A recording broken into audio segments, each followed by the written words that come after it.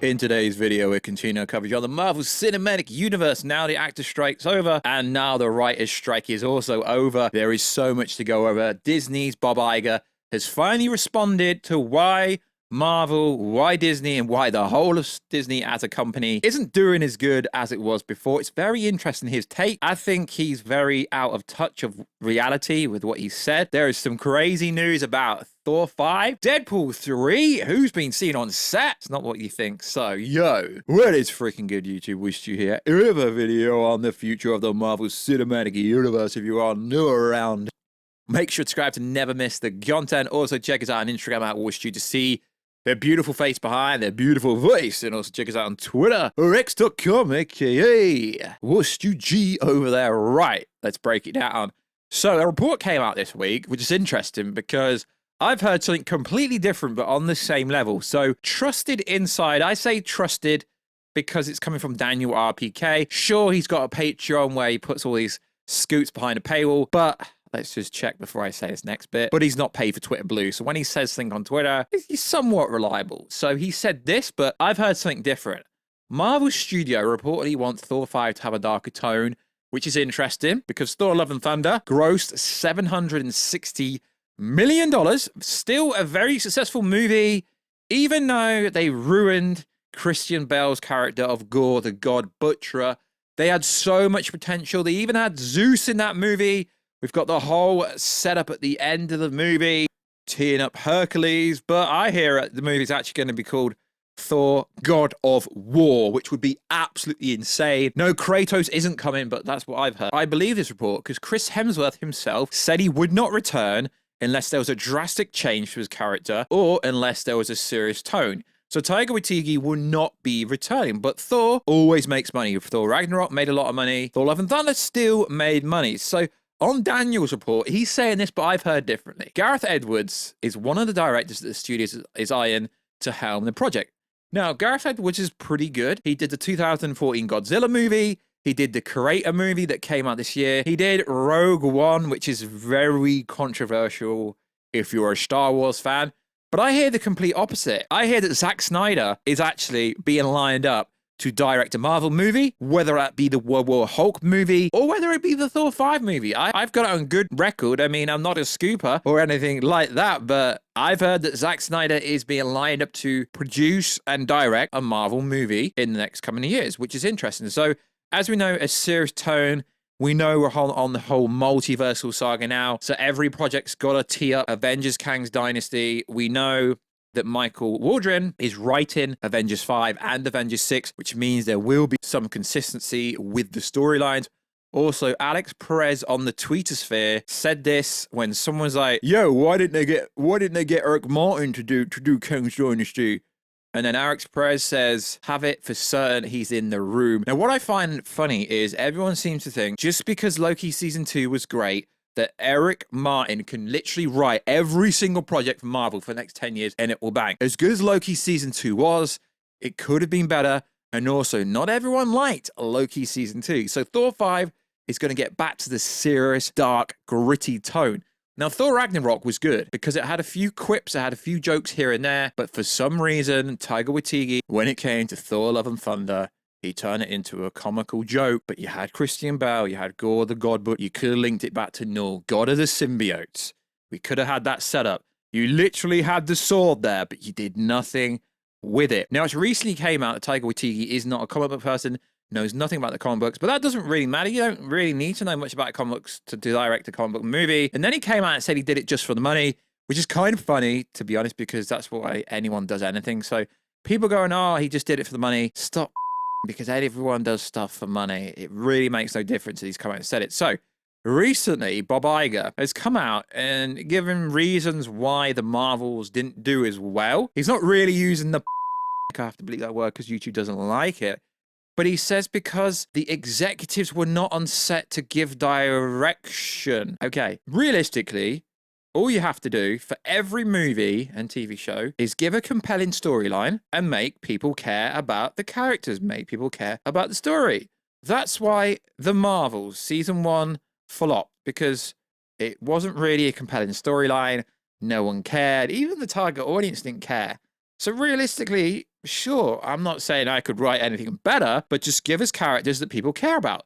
And that is why Thor Love and Thunder, although the story was pretty bad, people actually like Thor. They care about the Thor character, so they still went to watch it.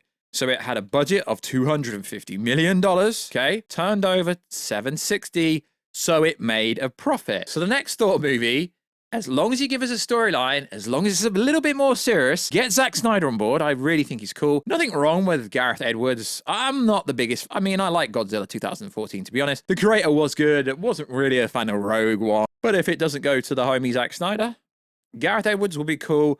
But I'm sure there's going to be a lot of directors' names up. And Marvel realistically needs to hire more serious directors for all their movies going forward. That was one of the biggest issues with hiring Nia DaCosta for the Marvels. Literally no experience, hadn't really done much, not really a serious tone. I get it. Marvel are trying to cut costs. They're trying to hire lesser actors. That's really, I mean, if Pedro Pascal gets cast as Reed Richards, that tells you they are really trying to keep the cost down. Hiring lesser known directors, I'm sure sometimes it works, but realistically, all the lesser known directors that Marvel's worked with hasn't really worked big time, has it? No. So, also in the news, they are now filming Deadpool 3 in England. And of course, with the form of AI and Photoshop, you are literally getting so much Photoshop, it's unbelievable. So there's an image of Deadpool with Wolverine with a classic costume that absolutely everybody wants. But not only that, we've got there's so much Photoshop going around. Even Robert Downey Jr. is in this movie. There's so much Photoshop and it looks realistic. Not only that, Loki is on set. I mean, that would make kind of sense, but not really. Venom is on Todd Phillips.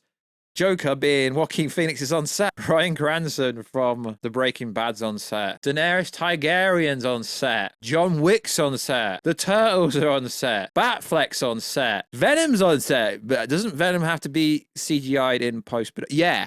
This is my point. With the form of AI and with the form of Photoshop, it's good. It won't fool trained people or people that know how the internet works. But the general audience, there's this post going around Instagram and there is thousands upon thousands of comments. It's cool. I would love to see Venom next to Deadpool on set. It ain't gonna happen, but it's absolutely hilarious. I mean, it's good for viral posts on the internet, but realistically, it is looking like there's going to be a cameo central, sadly, in Deadpool 3 because they've got to do something to draw the audience in. So it's now looking like Daphne Keane, if I said it right, who was in Logan, is apparently going to be in the movie as X-23, according to Daniel RPK. Like I say, he is more reliable, but also this rumor came out 6 months ago. They have literally been rumors for every single character thus far, because even if it is fake news, fake rumors, fake leaks, it's marketing for this movie. But like I keep saying, Deadpool 2 was mid, and a lot of people keep saying it wasn't. But my argument is, if it wasn't mid, why has Deadpool 1, Deadpool 2, they're not being a $1 billion movie? Sure, it doesn't have to be $1 billion, but if you're going to say Deadpool 2 was huge, where's the $1 billion Deadpool movie? If Aquaman 1 can bang $1 billion, if Joker can bang $1 billion, Deadpool 3 should bang $1 billion. Yeah, but BVS didn't. Okay, I get it. It should have done. This is my point.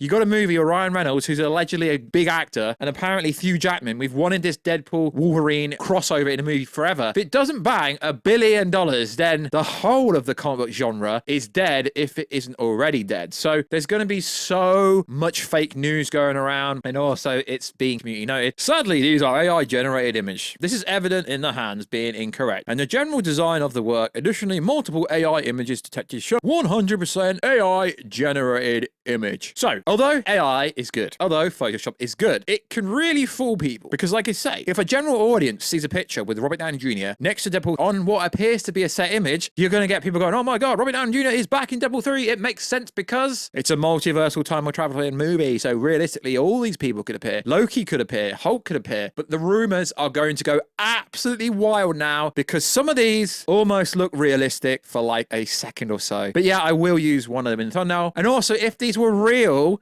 Marvel or 20th Century Fox would be getting these posts taken down. They'd be copyright claiming them. So it's going to be cool. There's going to be a lot of crazy cameos in this movie. Allegedly. We don't know.